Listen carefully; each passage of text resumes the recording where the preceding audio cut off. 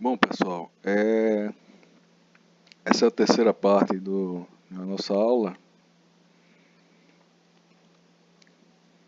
Peter Singer, no capítulo que eu passei para vocês, ele vai falar na incapacidade, né, da nossa sociedade em reconhecer valores de longo prazo.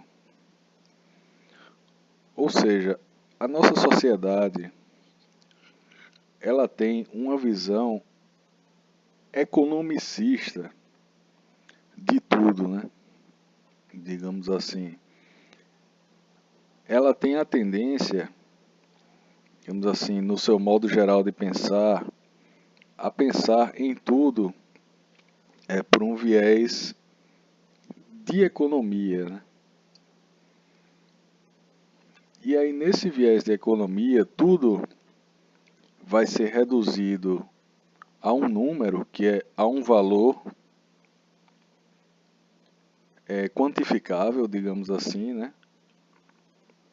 Você vai ter um valor quantificável e os valores de longo prazo, vocês vão ver lá no Peter Singer, eles vão receber uma medida, né, de desconto ao longo do tempo, né? Digamos assim, que vamos pensar no seguinte: 100 mil reais hoje, ele não é a mesma coisa que 100 mil reais daqui a 10 anos. Ele recebe uma taxa de desvalorização, assim como todos os bens que nós temos, né? Digamos assim, se você for pensar na sua casa hoje, digamos assim, daqui a 10 anos, se você for colocar, digamos assim, no seu balanço patrimonial, ela vai sofrer uma, digamos assim, uma taxa, né? Não é uma taxa, mas é um cálculo, né? De desvalorização daquilo ali. Então, de forma que é muito mais útil, e a palavra é essa mesmo, né? É você pensar no curto prazo e não no longo prazo. Digamos assim que a visão economicista, ela tem uma dificuldade muito grande de pensar no longo prazo. Mais vale, digamos assim, se eu tenho um bem, isso é também relativo até às incertezas, né, do futuro e etc. Se eu tenho um bem, se eu tenho uma mina de ouro no meu quintal, é muito mais, digamos assim, interessante que eu explore essa mina hoje, né, e faça esse dinheiro hoje do que no longo prazo. Mas a questão também é o seguinte: o que é valor, né, para a nossa sociedade? Existe valor na nossa sociedade que não seja quantificável? Aí é que está a grande questão, né? Vamos falar primeiramente, aqui nós temos uma foto, né, que são os nossos amados, né, nossos queridos políticos. Eles estão aí, vejam aí que maravilha, né? Quantas pessoas honestas, éticas, né, íntegras, né, nós temos aqui. E são eles, né, que, digamos assim, fazem nossas leis, né, e estabelecem as políticas públicas, né, que dizem respeito a todos nós. E o Peter Singer vai dizer como eles têm uma grande dificuldade, por exemplo, de pensar no longo prazo. Por quê, né? uma coisa que o Peter Singer fala é a questão da eleição, né? Digamos assim, para um político, mais vale ele realizar algo hoje, ou seja, o PIB aumentou este ano, né? Do que pensar em algo para daqui a 20 anos, a 50 anos, por exemplo, né? Por quê? Porque ele quer se reeleger, ele quer se eleger novamente, né? Ele quer se manter no poder.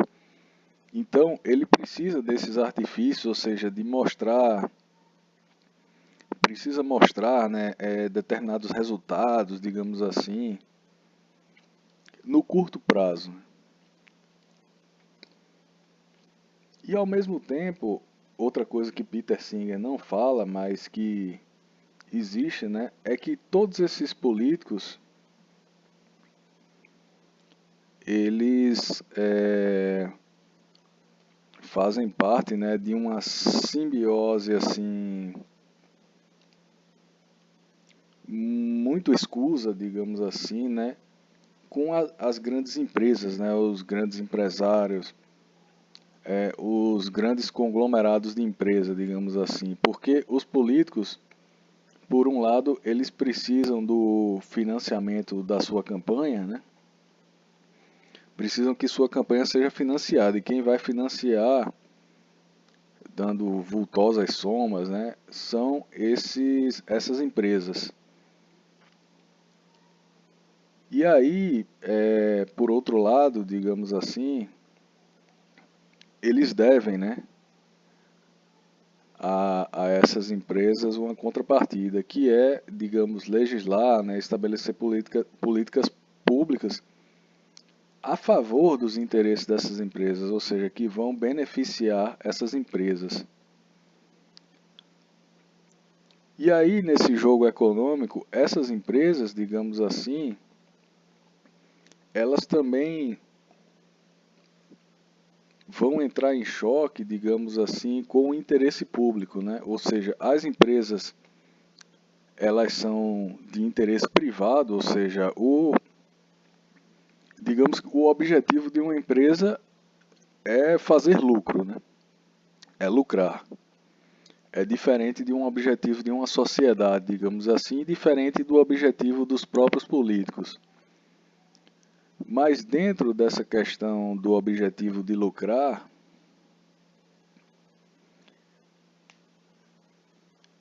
para ela também, né, é importante lucrar cada vez mais em curto prazo, ou seja, num prazo cada vez mais curto, ela ter um valor cada vez maior de dinheiro, né, não importando o que isso acarrete para a sociedade, né? Essa questão de empresa cidadã, empresa sei lá o que, responsável, né, socialmente responsável e tal. Isso tudo faz mais parte do jogo do marketing, digamos assim, do que de uma realidade, né? Do que da realidade. É tudo mais um marketing, digamos assim. As empresas, né, fazem uma coisinha pouca, né, para se mostrarem cidadãs, digamos assim, realizam uma determinada obra em função da sociedade e tal. Mas todos os malefícios que elas provocam, né, para a própria sociedade, é pelo menos, pelo menos se tenta, né, que eles fiquem encobertos, que a sociedade não saiba, né, mas esse malefício geralmente é muito maior. Então, veja, aqui entre esses políticos, é, por causa dessa simbiose meio do mal, assim, né, que existe entre ele e as empresas, meio não, totalmente, né, do lado negro mesmo da força aí, né,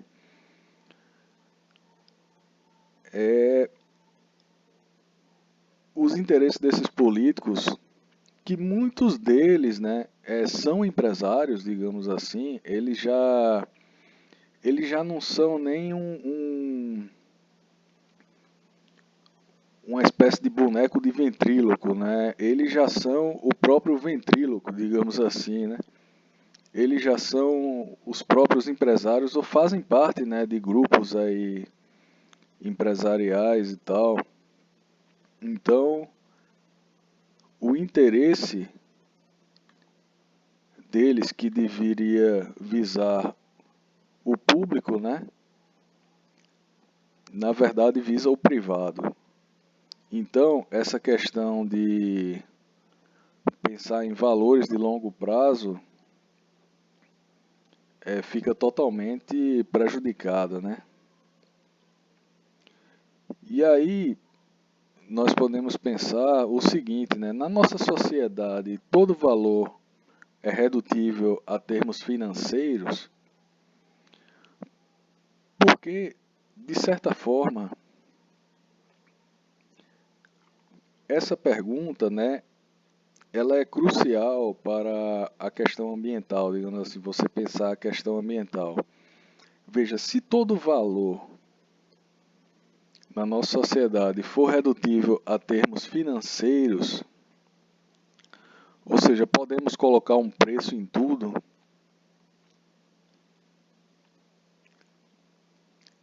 você entra na questão de que no momento, ou seja, no curto prazo, é, é muito melhor fazer tudo, né? Tudo aquilo que se possa fazer que gere dinheiro agora, né? E que nada, digamos assim, fica fora da lógica de gerar dinheiro. E aí, digamos assim, que entra o utilitarismo na história. Vejam só, eu disse para vocês, né? Por que que eu ensino o utilitarismo para vocês? Porque se há um sistema ético em voga, né, na nossa sociedade, aliás, se há, né? Claro que há, é ele mesmo, né? Digamos assim, o utilitarismo é o sistema ético, digamos assim, em voga, instalado em nossa sociedade. Só que é o utilitarismo de Bentham, é o utilitarismo de Mill, mais ou menos. Não é exatamente da forma que Bentham e Mill falam, né? Veja só, qual que é a grande virtude do utilitarismo para a nossa sociedade? A sociedade que nós temos hoje é que o utilitarismo ele é capaz de reduzir tudo, digamos assim, todos os valores a uma quantidade, a números. Ou seja, essa é a estrutura essencial do utilitarismo e é isso que é importante, digamos assim, para os grandes conglomerados, né, de empresa que, assim, em suma, controlam o nosso mundo, né? É preciso que tudo seja quantificável, tudo possa ser reduzido a um denominador comum que é o número, que no fim das contas é o dinheiro. Tudo que existe, né, para que os negócios andem assim da forma que eles devem andar, digamos assim, para que o progresso, como ele foi pensado na modernidade, né, ele continue a progressar, digamos assim, tudo tem que ser reduzido a um valor, a uma quantia monetária, né, a uma quantia de dinheiro. E é aí, nesse ponto, que entra o utilitarismo. Você deve pensar o seguinte: como é que funciona o utilitarismo? Lembram que Jeremy Bentham falava de prazer e dor? Você pense o seguinte: prazer significa dinheiro. Dor é a ausência de dinheiro.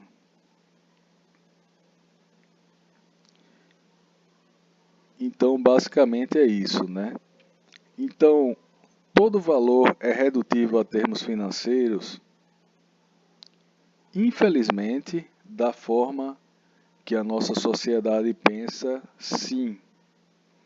Todo valor se reduz a termos financeiros, se reduz a um preço, inclusive os seres humanos. Só poucos seres humanos no nosso mundo eles conseguem escapar dessa lógica, né? De assim não poderem ser reduzidos a um preço, digamos assim, né? A um valor. A gente pergunta muito qual o valor da vida, né? Eu não sei dizer qual é o valor da vida, mas que na nossa sociedade, do jeito que ela tem valor sim, né? Algumas têm um valor maior, outras menores, mas e isso é a natureza, digamos assim, né, também entra nessa lógica. Eu acho que é aí que é nesse ponto que o texto do Peter Singer, ele se aproximou, digamos assim, mas ele não conseguiu se aprofundar, né? Tá, provavelmente por ser um texto assim de um manual, né? Ser um texto feito para ser um pouco mais superficial, só para dar uma ideia, né, das questões, é lógico, né? Mas é isso. E aí, por que que é assim, né? Porque nós vivemos é, em um mundo, né, moldado, digamos assim, por um modo de produção, que é o capitalismo. O que é o capitalismo, né? É um modo de produção que é baseado numa coisa chamada o capital. Mas vamos falar de uma forma mais simples sobre o que seja capitalismo. O capitalismo ele é baseado numa coisa chamada mercado. O que é mercado? Mercado é um espaço, digamos assim, você pode pensar no seguinte, um espaço relativamente livre, ou que se pretende ser livre, onde você pode entrar lá, digamos assim, nesse espaço e fazer a permuta que você quiser, digamos assim, né? Vamos pensar em termos de permuta. Você tem um saco de batatas, você pode ir a um mercado, digamos assim, e trocar esse saco de batatas por um saco de pipoca, sei lá.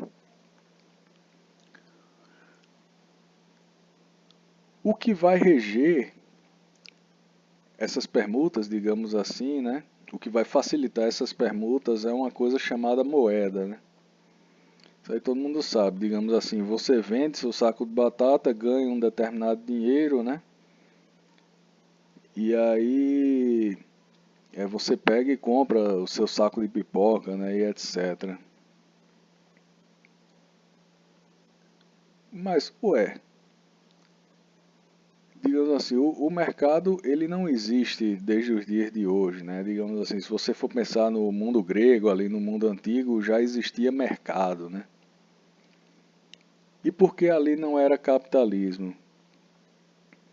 Simplesmente porque o mercado ele era uma parte ali no mundo grego, por exemplo, né? Ele era uma parte, tinha bastante mercado, bastante comércio, né? Ele era uma parte daquele mundo ali, uma parte do modo de vida deles, mas não era o que definia o modo de vida deles, né? Não era o que definia o que eles eram, digamos assim, não era o ponto-chave sobre o qual tudo girava, digamos assim, né? E no nosso mundo Veja, no nosso mundo, tudo é feito, tudo é organizado, tudo existe em função do mercado, digamos assim. É o mercado, no fim das contas, que rege tudo, né?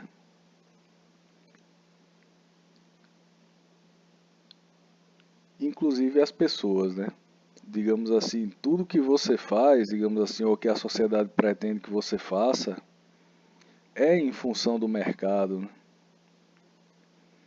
Todas as leis, digamos assim, elas de alguma forma são em função do mercado, ou seja, toda a sociedade,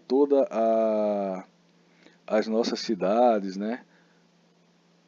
Tudo é organizado, tudo é construído em função do mercado. Então, se você quiser uma boa definição de capitalismo, é isso, é que o mercado é o centro de tudo. E aí, o utilitarismo, ele cai como uma luva nisso aí, né? Porque ele vai dar, né, essa possibilidade, digamos assim, de nós reduzirmos tudo ao aspecto quantitativo, né? E de nós acreditarmos, no fim das contas, que o que vai fornecer a nossa felicidade é o mercado. Ou seja, tem aquela frase, né? Dinheiro compra felicidade, né? Dinheiro não compra felicidade. Aí eu tinha um professor que dizia assim: o dinheiro não compra felicidade, ele é a felicidade, né? De fato, no nosso sistema capitalista, né? Pelo menos o sistema capitalista quer nos fazer acreditar que o dinheiro é a própria felicidade, ou seja, se eu quero ter felicidade, eu preciso comprar essa felicidade no mercado. E no fim das contas, a nossa estrutura social, ela se volta, digamos assim, né? A nossa sociedade se volta, a principal atividade da nossa sociedade é a produção de mercadorias, a produção de objetos.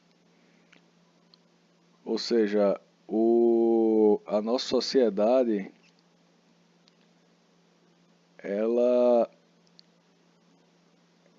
ela se movimenta, digamos assim, para a produção de objetos e a nossa vida, ela seguia, nesse tipo de sociedade, né, seguia para a acumulação de objetos. Ou seja, a, a propaganda, né, a publicidade quer nos fazer acreditar, digamos assim, que a nossa felicidade está em adquirir objetos, né? Aí é que, na minha opinião, o Peter Singer se engana quando ele diz ali que o dinheiro é um meio para algo, né? Na nossa sociedade, digamos assim, nós podemos pensar de duas formas. Podemos pensar que o dinheiro, ele é um meio, digamos assim, para você adquirir esses objetos que no final pretendem te trazer a felicidade, mas de certa forma, né, de certa maneira, o dinheiro na nossa sociedade, ele tem o fim em si mesmo. E se você for pensar bem, é a única coisa na nossa sociedade capitalista que possui fim em si mesmo. É a grana, né? É a única coisa que tem fim em si mesmo, porque é a única coisa a qual todos buscam, né? Que estão todos voltados para isso, né? Dinheiro, digamos assim. E é a única coisa que tem valor, de fato, na nossa sociedade, né? Ou seja, aquilo que não gera dinheiro é existe a tendência a ser desvalorizado na nossa sociedade. E aí é que entra, né, a grande dificuldade da questão ambiental, da questão da natureza, né? Por exemplo, você tem uma floresta, né? Ué, mas essa floresta não gera dinheiro. Aí entra na questão utilitarista, né? Alguns entram na argumentam buscando novamente o argumento utilitarista, dizendo, olha, não gera dinheiro, mas pode gerar, porque ali você tem toda uma diversidade, né? E muitos remédios podem ser descobertos ali que podem gerar muito mais dinheiro do que terras, por exemplo, e por aí vai. Ou seja, é tudo reduzido, digamos assim, ao argumento econômico utilitarista, no fim das contas. E